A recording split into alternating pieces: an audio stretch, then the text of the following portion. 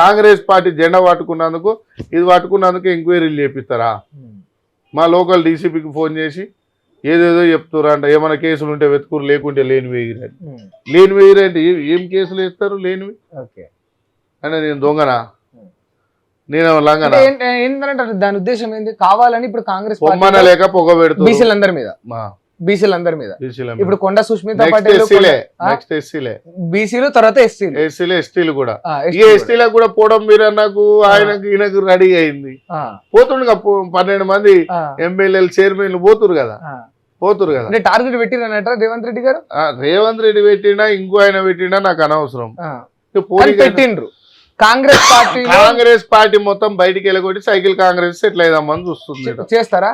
అది పాసిబిలిటీ ఉందా? దానికి పాసిబిలిటీ ఉందా? ఇప్పుడు ఒక విషయం, రూలింగ్ పార్టీ వచ్చినాక ఆఫీసులు తీసేయమని డాగులు వచ్చినాయి అనుకో, ఎవరికి ఏం తీట? ఇప్పుడు నాలాగా ధైర్యం ముందు నిలబడతాడు ఎవడైనా, నేను నిలబడుతున్నా. ఏముందిరా పోయి అటు బీఆర్ఎస్ పిలిచే బీజేపీ పిలిచి ఆహ్వానం ఇస్తున్నారు, ఇప్పుడే టికెట్ అనౌన్స్ చేస్తున్నారు. వాళ్ళకి ఉన్నదే టికెట్ కోసం, ఏ పార్టీ అయితే మాకేముందంటే తీట ఎక్కువ కాంగ్రెస్ వాళ్ళకు. ఏమురా నాయన అంటే చెయ్యి గుర్తు, ఏమురా నాయన అంటే ఇందిరాగాంధీ, ఏమురా నాయన అంటే సోనియా గాంధీ, ఎవరైనా మా పండిత్ జవహర్లాల్ నెహ్రూ, ఎవరైనా రాహుల్ గాంధీ, ప్రియాంక అక్క, సోనియా నాయనమ్మ, అమ్మ ఇందిరమ్మ, నాయనమ్మ, నెహ్రూ, గాంధీ తాతమ్మ రక్తం, మేమే గాంధీ కుటుంబం అవుతుంది. ఏముంది, మేము ఏడబోతాం అంటే ఇప్పుడు ఆ మాట నేను అన్నది. కానీ మీరు అన్నారు కదా కాంగ్రెస్ పార్టీలో తీట ఎక్కువ అని మీరు అన్నారు కదా, అంటే అంత పిచ్చి ఆ ప్రేమ ఇంతేనా ఇక మీకు? తీట అంటే ఏంది? ఇంట్లో పైసలు అప్పు చేసి ఖర్చు పెట్టుడు తీట అంటారు. కాంగ్రెస్ పార్టీ అంటే అంత పిచ్చి. అట్లా చేస్తారు. ఇప్పుడు అందరికి ఇట్లా గోక్కుంటే మేము గడప వేసుకొని ఇట్లా ఇట్లా మొత్తం చీరుకుంటాం ఇట్లా. ఓకే, అంత పిచ్చి కాంగ్రెస్ పార్టీ అంటే. ఇంకేముంది? ఓకే, ఈ మధ్యలో నన్ను సస్పెండ్ చేయడానికి 13 లీటర్లు పంపించారంట ఢిల్లీకి. ఇప్పుడు అట్లున్నది మరి ఎట్లా అంటే మీకు ఇప్పుడు అంత నాకు ఎమ్మెల్యే ఇస్తా అని మోసం చేశారు, ఎమ్మెల్సీ ఇస్తా అని మోసం చేశారు, ఇప్పుడు అందరికి మోసమే, కార్పొరేషన్ ఇస్తా అని మోసం చేశారు. ఇక పదవే వద్దునైనా మాకు గౌరవం ఇవ్వమని అంటున్నాం. ఏముంది? ఇప్పుడు జెండా తీయాలంటే గుండెలో బాధ ఉంటది, తీద్దామంట. అందుకే సస్పెండ్ చేసిరు అనుకున్నాను. పోయి రాహుల్ గాంధీ పార్టీ అని పెట్టుకుంటా. పార్టీ పేరే రాహుల్ గాంధీ. వైసీపీ కాంగ్రెస్ ఎట్లుంది, తృణమూల్ కాంగ్రెస్ ఎట్లుంది పశ్చిమ బెంగాల్ అట్లా రాహుల్ కాంగ్రెస్. ఆయనను పిఎం చేసుకోవాలిగా మేము. అప్పుడు బయట పోయి పార్టీ పెట్టుకొని మేము ఎంపీలు గెలిపించుకొని రాహుల్ గాంధీకి సపోర్ట్ చేసుకుంటాం అంతే.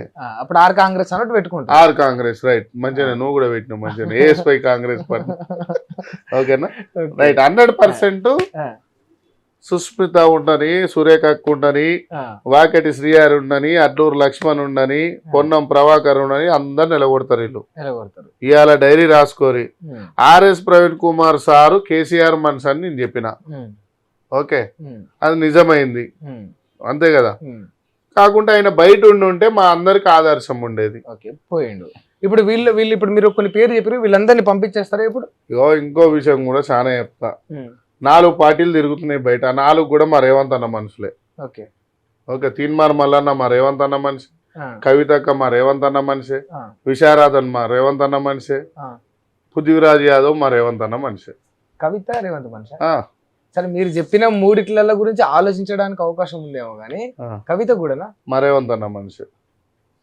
ఆమె కేసీఆర్ బిడ్డ కదా, కేసీఆర్ మీదనే ఉండొచ్చు. ఇప్పుడు ప్రభుత్వం లేదు కదా, వచ్చి ఉంటారు కదా.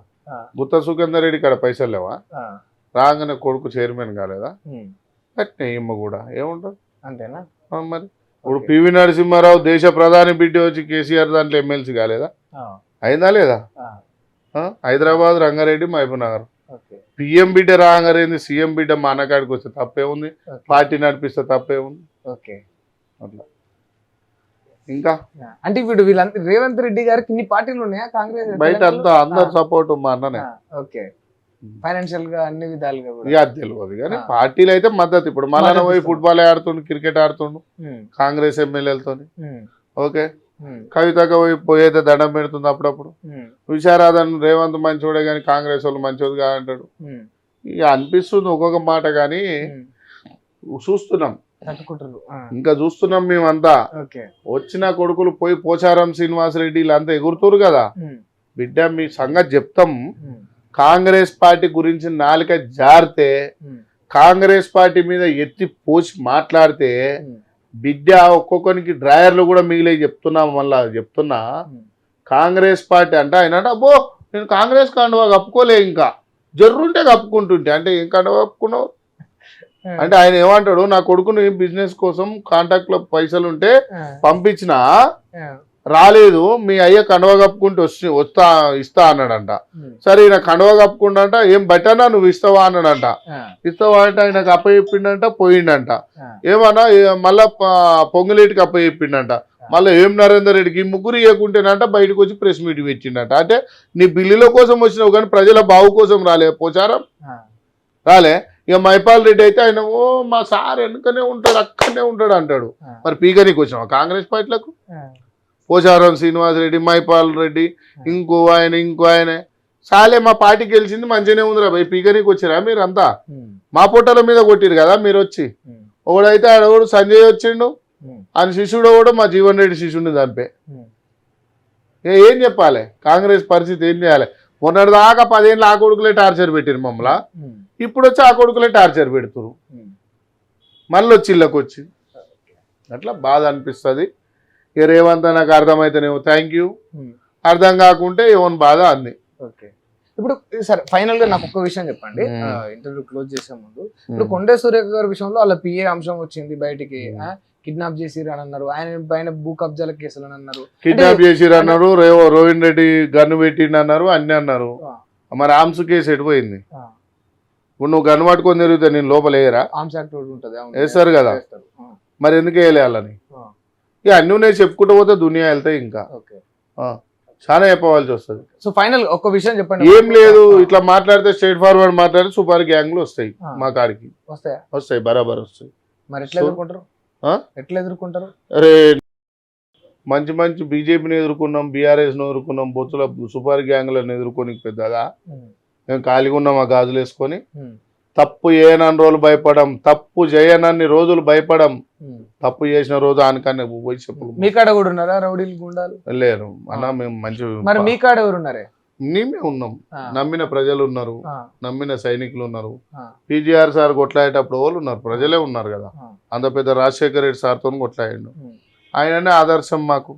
ముఖేష్ గౌడ్ అన్న ఆదర్శం, మా అంజన్ కుమార్ యాదవ్ అన్న ఆదర్శం, మా సంపత్ కుమార్ అన్న ఆదర్శం, మా బట్టి సార్ ఆదర్శం, మా ఉత్తమ్ సార్ ఆదర్శం, మా శ్రీధర్ బాబు సార్ ఆదర్శం, మా మది కన్నా రాజగోపాల్ రెడ్డి అన్న ఆదర్శం. రేవంత్ రెడ్డి లేడా ఇలా? ఆయననే నా సూపర్ గ్యాంగ్లు అల శిష్యుడేనా చేసేటివన్నీ. గంత రోడ్డు మీద ల్యాండ్ కబ్జాలు చేస్తుంటే సస్పెండ్ చేయరా? ఇంకా చెప్పు మరి ఏం చేద్దాం చెప్పు ఇక. అట్లా సరే, ఓకే అన్న, థ్యాంక్ యూ. చూసిరు కదా, అంటే ఇది అమర్పేట శ్రీనివాస్ యాదవ్ గారు చెప్తున్న అంశం. అంటే నెక్స్ట్ ఒక్కరొక్కరిగా బీసీలందరినీ కూడా కాంగ్రెస్ పార్టీ నుంచి పంపించే కుట్ర, అది టీడీపీ నుంచి వచ్చిన కొన్ని వర్గాలు, అంటే సైకిల్ కాంగ్రెస్ అని దానికి ఒక బిరుదు కూడా వారు ఇచ్చిండ్రు, వాళ్ళు చేస్తూ ఉన్నారు. ఇప్పుడు బీసీలు, నెక్స్ట్ ఎస్సీలు, తర్వాత ఎస్టీలు ఈ కార్యక్రమం జరగబోతా ఉంది. కాంగ్రెస్ పార్టీలో అణగారిన వర్గాలను తొక్కే ప్రయత్నం కొందరు చేస్తూ ఉన్నారని చెప్తా ఉన్నారు. దాంతో పాటు ఒరిజినల్ కాంగ్రెస్ నాయకులను కూడా తొక్కే ప్రయత్నం రేవంత్ రెడ్డి గారు చేస్తున్నారని శ్రీనివాస్ యాదవ్ గారు చెప్తా ఉన్నారు. సుపారీ గ్యాంగులను కూడా తన మీదికి పంపే కుట్ర జరుగుతుంది ఆ కాంగ్రెస్ పార్టీలో అని రోహిన్ రెడ్డి పేరు చెప్తూ కూడా ఆరోపిస్తా ఉన్నారు. మరి దీనిపైన మీ అభిప్రాయం ఏంటి చెప్పండి. శ్రీనివాస్ యాదవ్ గారి కామెంట్స్ తోటి మీరు ఏకీభవిస్తారా?